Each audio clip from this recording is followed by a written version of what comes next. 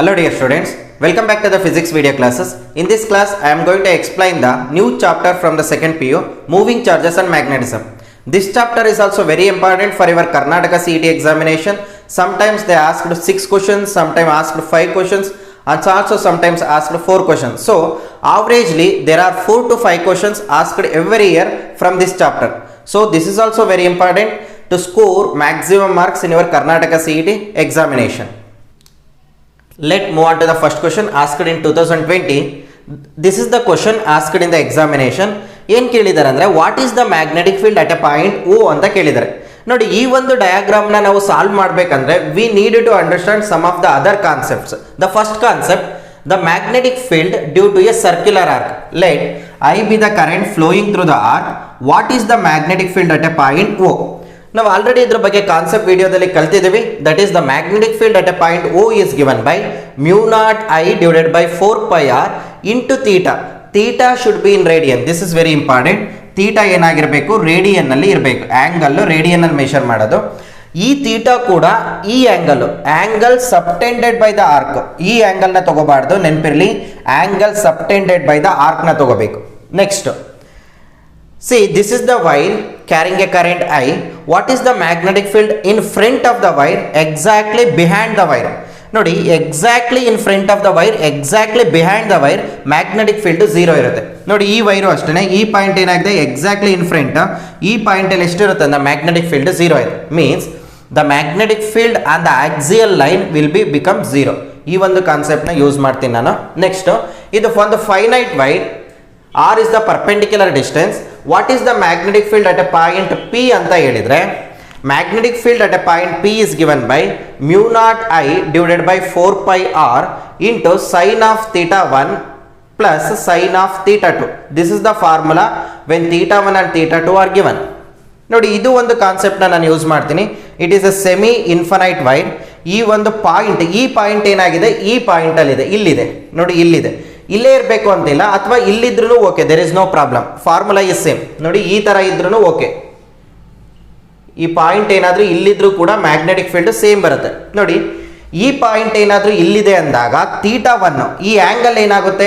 0 degree ಆಗುತ್ತೆ. Another angle 90 degree ಆಗುತ್ತೆ. ನೀವು ಯಾವ್ದಾದ್ರು 1 ತಗೊಂಡು 190 ತಗೊಂಡ್ರೆ ಆಗುತ್ತೆ. ಯಾಕಂದ್ರೆ ಸೆಮಿ ಇನ್ಫೈನೈಟ್ ಆಗಿರೋದ್ರಿಂದ.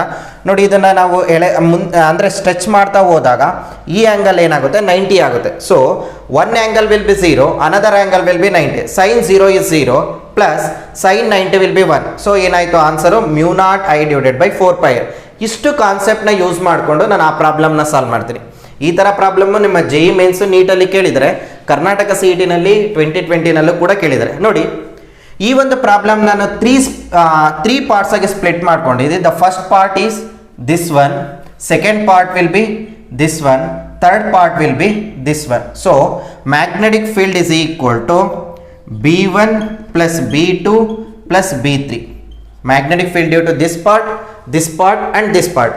ಇಲ್ಲಿ ಸೈನ್ ನಾನು ಆಲ್ರೆಡಿ ಪ್ಲಸ್ ಕೊಟ್ಟಿದ್ದೀನಿ. ಪ್ಲಸ್ ಬರುತ್ತೋ ಮೈನಸ್ ಬರುತ್ತೋ ಅನ್ನೋದು ಡೈರೆಕ್ಷನ್ ಮೇಲೆ ಡಿಪೆಂಡ್ ಆಗುತ್ತೆ. ನಾನು ಅದನ್ನು ಬೇಕಾದ್ರೆ ಆಮೇಲೆ ತೊಗೊಳ್ತೀನಿ. ಈಗಲೇ ಸೈನ್ ಕೊಡೋದು ಬೇಡ, ನಾವು ಆಮೇಲೆ ತೊಗೊಳ್ಳೋಣ. ಫಸ್ಟ್ ಬಿ ನ ಕ್ಯಾಲ್ಕುಲೇಟ್ ಮಾಡೋಣ. B1 ನೋಡಿ, B1 ಈ ಪಾರ್ಟ್, ಇದನ್ನೆಲ್ಲ ಎಲಿಮಿನೇಟ್ ಮಾಡಬೇಕು. ಈ ಪಾರ್ಟಿಗೆ ಏನಾಗಿದೆ? ಮ್ಯಾಗ್ನೆಟಿಕ್ ಫೀಲ್ಡ್ ಆಂಗಲ್ ಇದಲ್ಲಲ್ವಾ? ಆರ್ಕ್ ಇರ್ತಕ್ಕಂಥದ್ದು this is the arc. So angle ಎಷ್ಟಾಯ್ತು? ಇದು 270 ಡಿಗ್ರಿ ಆಯಿತು, ಹೌದಲ್ವಾ? ಇದು 90 ಡಿಗ್ರಿ. ಟೋಟಲ್ ಆಂಗಲ್ 360 ನಲ್ಲಿ ನಾನು 19 ಕಳೆದ್ರೆ ಏನಾಯಿತು? 270 ಆಯಿತು. So mu naught I divided by 4πr into theta ಅಲ್ವಾ? ಥೀಟಾ ಇಸ್ ಈಕ್ವಲ್ ಟು ಎಷ್ಟಿದೆ ಇಲ್ಲಿ? Mu naught I divided by 4πr. Theta ಇದಲ್ಲ, ನಾನು ಹೇಳ್ತಾ ಇದ್ದೀನಿ ಮತ್ತೆ ಆರ್ಕಿನ angle, arc subtended by the angle 270 into pi divided by 180 ಮಾಡಿದ್ರೆ 0 ಗೆಟ್ ಕ್ಯಾನ್ಸಲ್ ಔಟ್. 3 6 3 3 ಅಲ್ಲಿಗೆ 2 ಆಯಿತು, ಇದು 3 ಆಯಿತು. ಸೊ 3π/2 ಆಯಿತು. ಇದನ್ನು ಸಬ್ಸ್ಟಿಟ್ಯೂಟ್ ಮಾಡ್ತೀನಿ ನಾನು. B1 is equal to mu naught I, ಇಲ್ಲೇನಾಯಿತು? 3π/2 ಆಯಿತು. So pi get cancel out. So mu naught I divided by ಏನಾಯಿತು? 8r ಆಯಿತು. This is the magnetic field due to first part. Second part calculate ಮಾಡ್ತೀನಿ. ನೋಡಿ, second part ಏನಾಗಿದೆ? ಈ point ಇಲ್ಲಿ calculate ಮಾಡಬೇಕಲ್ವಾ? ಈ ಪಾಯಿಂಟ್ ಆಕ್ಸಿಯಲ್ ಲೈನ್ ಅಲ್ಲಿ ಇದೆ ನೋಡಿ, ಈ ಫಾರ್ಮುಲಾ ತರ. ಇಲ್ಲಿ ಎಕ್ಸಾಕ್ಟ್ಲಿ ಇನ್ ಫ್ರಂಟ್ ಆಫ್ ಇದೆ ನೋಡಿ ಈ ಪಾಯಿಂಟ್, ಈ ವೈರಿಗೆ ಎಕ್ಸಾಕ್ಟ್ಲಿ ಇನ್ ಫ್ರಂಟ್ ಇರೋದ್ರಿಂದ magnetic field due to this part will become 0. ಯಾಕಂದ್ರೆ ಈ ಒಂದು point exactly in front of the wire ಇದೆ ಮತ್ತೆ ಬಿಹೈಂಡ್ ದ ವೈರ್ ಅಂದ್ರೆ ಆಕ್ಸಿಯಲ್ ಲೈನ್ ಅಲ್ಲಿ ಇದೆ. ಹಾಗಾಗಿ ಈ condition, so magnetic field due to this wire at this point will be 0. ಈ ಒಂದು ಕೇಸ್ ನೋಡಿ, ಈ ಒಂದು ಕೇಸ್ ಯಾವುದಕ್ಕೆ ಸಿಮಿಲರ್ ಆಗಿದೆ, ಇದಕ್ಕೆ ಸಿಮಿಲರ್ ಆಗಿದೆಯಲ್ವಾ. ವೈರ್ ಪಾಯಿಂಟ್ ಏನಾಗಿದೆ ಇಲ್ಲಿದೆ, ಪಾಯಿಂಟ್ ಏನಾಗಿದೆ ಇಲ್ಲಿದೆ. ಸೊ ಮ್ಯಾಗ್ನೆಟಿಕ್ ಫೀಲ್ಡ್ ಏನಾಗುತ್ತೆ μ0I divided by 4πr. So ಏನಾಯ್ತು, magnetic field due to second part will be μ0I divided by 4πr. So radius will be r ಅಲ್ವಾ. So this is the magnetic field. ಈ total magnetic ಫೀಲ್ಡ್ನ calculate ಮಾಡೋಕ್ಕೆ ನಮಗೆ sine is important. Sine ಹೇಗೆ calculate ಮಾಡ್ತೀವಿ, by using the direction. ನೋಡಿ magnetic current ಈಗ ಹೋಗ್ತಾ ಇದೆ ನೋಡಿ, ಕರೆಂಟು ಕ್ಲಾಕ್ ವೈಸಲ್ಲಿ ಹೋದ್ರೆ magnetic field going into the plane of the board. See ಈ ರೀತಿ ತಗೋಬೇಕು, ಕರೆಂಟ್ ಏನಾಗ್ತಿದೆ ಈಗ ಹೋಗ್ತಾ ಇದೆ ಅಲ್ವಾ. See current is going, thumb will going into the plane of the board. So ನಾವು into the plane of the ಬೋರ್ಡ್ನ ಯಾವುದರಿಂದ ಇಂಡಿಕೇಟ್ ಮಾಡ್ತೀವಿ, ಕ್ರಾಸ್ ಇಂದ ಇಂಡಿಕೇಟ್ ಮಾಡ್ತೀವಿ. ಇದರಿಂದ ಯಾವುದೇ ರೀತಿ ಮ್ಯಾಗ್ನೆಟಿಕ್ ಫೀಲ್ಡ್, ಇದರಿಂದ ನೋಡಿ ಕರೆಂಟ್ ಏನಾಗ್ತಿದೆ ಈಗ ಹೋಗ್ತಾ ಇದೆ, ಮ್ಯಾಗ್ನೆಟಿಕ್ ಫೀಲ್ಡ್ ಕೂಡ into the plane of the board. ನೋಡಿ ಈಗ ಹೋಗ್ತಾ ಇದೆ ಅಲ್ವಾ, current is going in this manner. ತಂಬನ ಕರೆಂಟ್ ಡೈರೆಕ್ಷನ್ ಹೇಳ್ಕೊಳ್ಳಿ, ಮ್ಯಾಗ್ನೆಟಿಕ್ ಫೀಲ್ಡ್ ಕರ್ಲ್ಡ್ ಫಿಂಗರ್ಸ್ ನೋಡಿ ಈ ಪಾಯಿಂಟ್ ಅಲ್ಲಿ ಹೇಗೆ ಹೋಗ್ತಾ ಇದೆ, into the plane of the board. So this is also into the plane of the board. Total magnetic field becomes B is equal to B1 plus B2 ಆಯಿತು. B1 ಏನಿದೆ μ0I divided by 8R plus μ0I divided by 4πr. ಕಾಮನ್ನು μ0I divided by, sorry ಇಲ್ಲಿ 3 ಒಂದು ಬಿಟ್ಟಿದ್ದೀವಿ, 3μ0I divided by 8R plus μ0I divided by 4πr. This is the answer for the given question. ಕಾನ್ಸೆಪ್ಟ್ನ ಈಸಿಯಾಗಿ ಅರ್ಥ ಮಾಡ್ಕೊಂಡ್ರೆ ಪ್ರಾಬ್ಲಮ್ನ ಈಸಿಯಾಗಿ ಸಾಲ್ವ್ ಮಾಡ್ಬೋದು. Next question from the same year 2020. The magnetic field at the origin due to a current element DL placed at a point with vector position R is. ನೋಡಿ ಇದು according to Biot Savart's law, magnetic field due to a current element, this the current element I into DL at a distance R. ಈ ಒಂದು point ಅಲ್ಲಿ magnetic field ಎಷ್ಟಿರುತ್ತೋ ಅದನ್ನ vector form ಅಲ್ಲಿ ಕೇಳಿದ್ರೆ we know that according to Biot Savart's law DB is equal to μ0 divided by 4π IDL sin theta divided by R square. Vector form ಅಲ್ಲಿ ಬರೆದಾಗ ನಾನು ಏನು ಮಾಡ್ತೀನಿ ಅಂದರೆ ಯೂನಿಟ್ ವೆಕ್ಟರ್ನ ಬರಿತೀನಿ. ಯೂನಿಟ್ ವೆಕ್ಟರ್ ಅಂದರೆ ಗೊತ್ತಿದೆ, that is vector divided by the magnitude of the vector. ಇದನ್ನು ರೀಪ್ಲೇಸ್ ಮಾಡಿದರೆ DB is equal to μ0 divided by 4π I DL vector, DL is a vector, sin theta R ಕ್ಯಾಪ್ನ ನಾನು ಇದರಿಂದ ರೀಪ್ಲೇಸ್ ಮಾಡ್ತೀನಿ, R vector divided by R square ಇದೆ, ಇಲ್ಲೊಂದು R ಇದೆ, R cube ಆಯಿತು. ನೋಡಿ ಇಲ್ಲಿ sin theta ಇದೆ, DL ಮತ್ತು R ಎರಡೂ ಕೂಡ ವೆಕ್ಟರು. ಸೊ ವೆಕ್ಟರ್ ಫಾರ್ಮ್ ಅಲ್ಲಿ ಬರೆದಾಗ DB is equal to μ0 divided by 4π I is a scalar, DL is a length vector, so DL cross R, cross ಏನಕ್ಕೆ ಬರುತ್ತೆ ಅಂದ್ರೆ ಇಲ್ಲಿ sin theta ಇದೆ, divided by R cube. This is the vector form for the given question. Next question. A long cylindrical wire of radius R carries a uniform current I flowing through it. The variation of magnetic field with the distance R from the axis of the wire is shown by. ಇಲ್ಲಿ ಏನು ಕೇಳಿದ್ದಾರೆ ಅಂದರೆ magnetic field at a distance R ಜೊತೆ ಯಾವ ರೀತಿ vary ಆಗ್ತಿದೆ ಅಲ್ಲಿ ಕೊಟ್ಟಿರ್ತಾರೆ. Current is same, uniform current ಅಂತ ಹೇಳ್ತಿದ್ದಾರೆ. ಯೂನಿಫಾರ್ಮ್ ಕರೆಂಟು ವೈರಲ್ಲಿ ಫ್ಲೋ ಆಗ್ತಿದೆ. ಯೂನಿಫಾರ್ಮ್ ಕರೆಂಟು ವೈರಲ್ಲಿ ಫ್ಲೋ ಆಗ್ತಿದೆ ಅಂದಾಗ this is a magnetic field due to a solid cylinder. Magnetic field due to solid cylinder. ನೋಡಿ ಇದನ್ನು ನಾವು ಆಲ್ರೆಡಿ ಕಲ್ತಿದ್ದೀವಿ, ಒಂದು ನಿಮ್ಮ NCERT ಟೆಸ್ಟಲ್ಲಿ ಕೊಟ್ಟಿದ್ದಾರೆ. Magnetic field due to solid cylinder ಯಾವ ರೀತಿ ವೇರಿ ಆಗ್ತದೆ ಅಂದರೆ ಡಿಸ್ಟೆನ್ಸ್ ಜೊತೆಗೆ. ನೋಡಿ ಈ ಇನ್ಸೈಡ್ ಮ್ಯಾಗ್ನೆಟಿಕ್ ಫೀಲ್ಡ್ ಎಷ್ಟಿರುತ್ತೆ ಅಂದರೆ μ0I(x) divided by 2πr. X ಅನ್ನೋದು ಒಂದು ಸ್ಮಾಲ್ ಡಿಸ್ಟೆನ್ಸ್. ನಾವು ಇಲ್ಲೇನಾದರೂ ಮ್ಯಾಗ್ನೆಟಿಕ್ ಫೀಲ್ಡ್ನ ಕ್ಯಾಲ್ಕುಲೇಟ್ ಮಾಡಿದರೆ, ಈ ಪಾಯಿಂಟಲ್ಲಿ ಮ್ಯಾಗ್ನೆಟಿಕ್ ಫೀಲ್ಡನ್ನು ಕ್ಯಾಲ್ಕುಲೇಟ್ ಮಾಡಿದರೆ this is the formula μ0I(x) divided by 2πr². ನೋಡಿ ಇಲ್ಲಿ ಫಾರ್ಮುಲಾದಲ್ಲಿ ನೋಡಿದ್ರೆ ಏನಾಗ್ತಿದೆ, ಎಕ್ಸ್ ಇನ್ಕ್ರೀಸ್ ಆಗ್ತಾ ಹೋದಂಗೆ ಮ್ಯಾಗ್ನೆಟಿಕ್ ಫೀಲ್ಡ್ ಏನಾಗ್ತಾ ಹೋಗ್ತಿದೆ, ಇನ್ಕ್ರೀಸ್ ಆಗ್ತಾ ಹೋಗ್ತಿದೆ.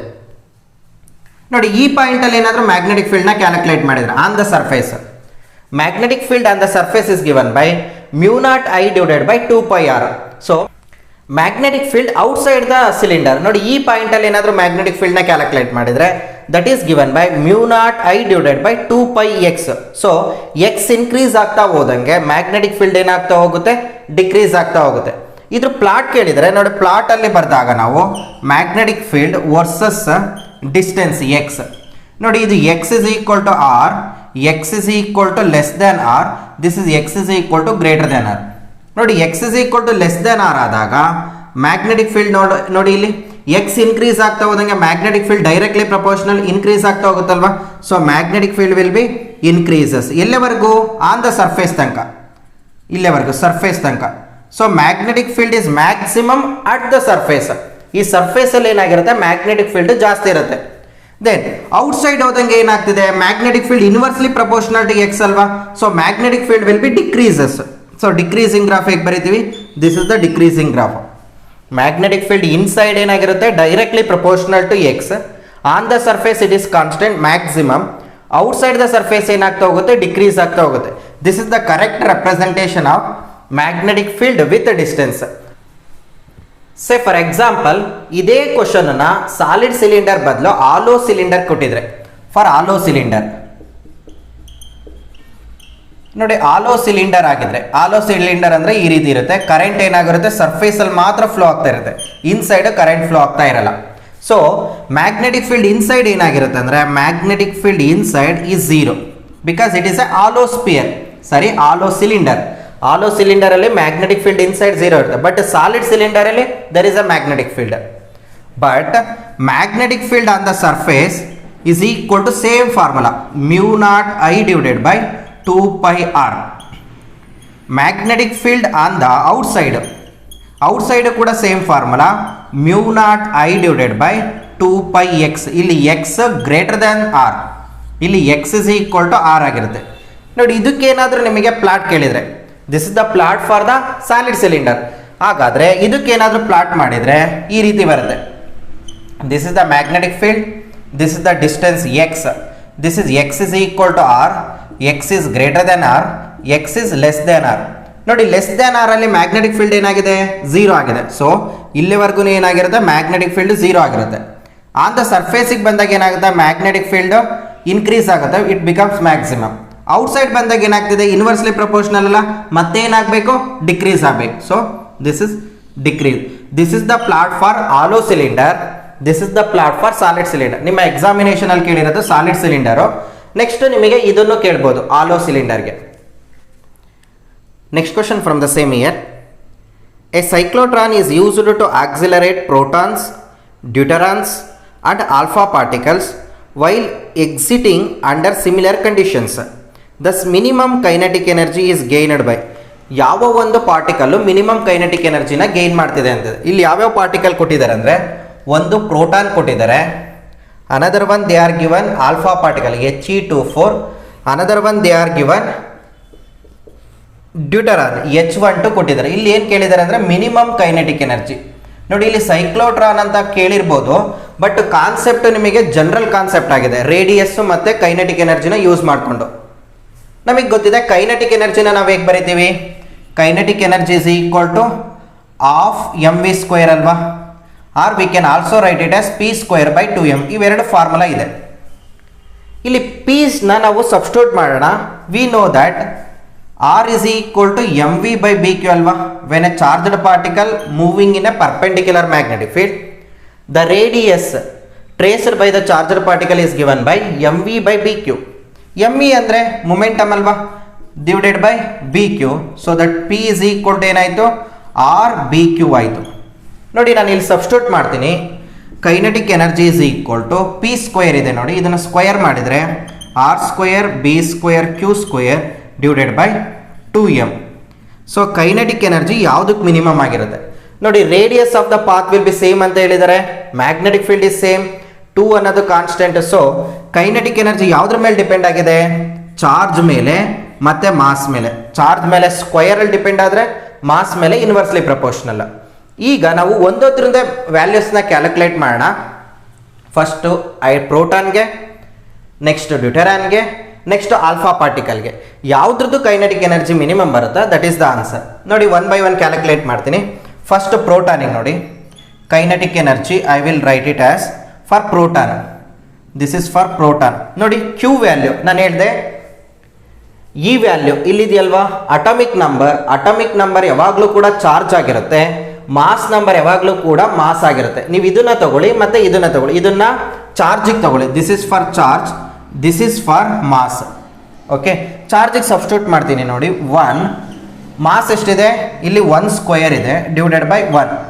ಸೊ ಆನ್ಸರ್ ಎಷ್ಟಾಯಿತು 1 ಆಯಿತು. Similarly kinetic energy of the ಡ್ಯೂಟರಾನಿಗೆ ನೋಡಿ, ಚಾರ್ಜ್ ಎಷ್ಟಿದೆ 1 ಇದೆ, 1 ಸ್ಕ್ವೇರ್, ಮಾಸ್ ಎಷ್ಟಿದೆ 2 ಇದೆ. So this is becomes 1 divided by 2. ಅದೇ ರೀತಿ ಆಲ್ಫಾ ಪಾರ್ಟಿಕಲಿಂಗ್ ಮಾಡಿದರೆ kinetic energy of the alpha particle ನೋಡಿ, ಆಲ್ಫಾ ಪಾರ್ಟಿಕಲ್ಗೆ ಇಲ್ಲಿ ಎಷ್ಟಿದೆ ಚಾರ್ಜು 2 ಇದೆ. So 2 square divided by mass ಎಷ್ಟಿದೆ 4. ಸೊ 4/4 1 ಆಯಿತು. ಸೊ ಇಲ್ಲಿ ಏನಾಗಿದೆ, kinetic energy of the proton is equal to kinetic energy of the alpha particle. But kinetic energy of the deuteron ಏನಾಗಿದೆ, ತುಂಬ ಕಡಿಮೆ ಇದೆ, that is half. So here deuteron will having a minimum kinetic energy. This is the answer for the given question. Next question from the same year 2020. They are given the ratio of magnetic field at the center of the circular loop to the magnetic dipole moment of this circular loop is equal to x. ಹಾಗಾದರೆ radius of the circular ಲೂಪ್ನ ನಾವೇನಾದರೂ double ಮಾಡಿದರೆ ಈ ratio ಏನಾಗಿರುತ್ತೆ ಅಂತ ಕೇಳಿದ್ದಾರೆ. ನಾನು ಸಿನಾಪ್ಸಿಸಲ್ಲಿ ಹೇಳಿದ್ದೀನಿ, ಈ ಥರ ಕಾನ್ಸೆಪ್ಟನ್ನು ತುಂಬ ಕೇಳಿದ್ದಾರೆ ಎಕ್ಸಾಮಲ್ಲಿ ಅಂತ. V know that magnetic field at the centre is given by mu naught I divided by 2r. This is the formula for the magnetic field at the center. Also magnetic dipole moment is I into A. So I into A ಏನಾಗಿದೆ ಇಲ್ಲಿ area of the circular loop ಅಲ್ವಾ, pi into R square. ಇಲ್ಲಿ first substitute ಮಾಡೋಣ. ಈ ರೇಷಿಯೋದಲ್ಲಿ B not ಏನಿದೆ, mu naught I divided by 2r divided by M ಏನಿದೆ I pi r square, that is equal to x. So I get cancel out, remaining will be mu naught divided by 2 pi r into r square is r cube. This is equal to x. ಈ ಟರ್ಮಿನ value x ಆಯಿತು. ಈಗ radius ಏನಾದರೂ double ಮಾಡಿದರೆ ಈ new thing ಏನಾಗುತ್ತೆ ಅನ್ನೋದನ್ನ calculate ಮಾಡಿ. See mu naught is equal to same 2 pi. ಈ ರೇಡಿಯಸ್ ಏನು ಮಾಡ್ತಿದ್ರೆ ಡಬಲ್ ಮಾಡ್ತಿದ್ರೆ 2r whole cube is equal to ನೋಡಿ, ಸಿಂಪ್ಲಿಫೈ ಮಾಡಿದರೆ mu naught as it is 2 pi as it is 2 cube ಅಲ್ವಾ, 2 ಕ್ಯೂಬ್ ಈಸ್ 8, ಆರ್ ಕ್ಯೂಬ್ ಆಗುತ್ತಲ್ವಾ, r cube ನೋಡಿ 2 cube is 8, r cube is r cube. So ಇದನ್ನು simplify ಮಾಡಿದರೆ mu naught ನೋಡಿ, simplify ಮಾಡ್ತೀನಿ, 1 divided by 8ನ ಇಲ್ಲಿ ಇಟ್ಕೊಳ್ತೀನಿ, remaining will be mu naught divided by 2 pi r cube. ನೋಡಿ 8ನ ನಾನು ಇಲ್ಲಿ ಬರ್ಕೊಂಡಿದ್ದೀನಿ. Mu naught by 2 pi r cube ಅಂದರೆ ಏನು, ಎಕ್ಸ್ ಅಲ್ವಾ. So this term is nothing but x. So answer for this question is x divided by 8. So the ratio of magnetic field at the centre to the magnetic dipole moment is decreases by 8 times if radius of the circular coil is doubled. So answer for the question is x divided by 8.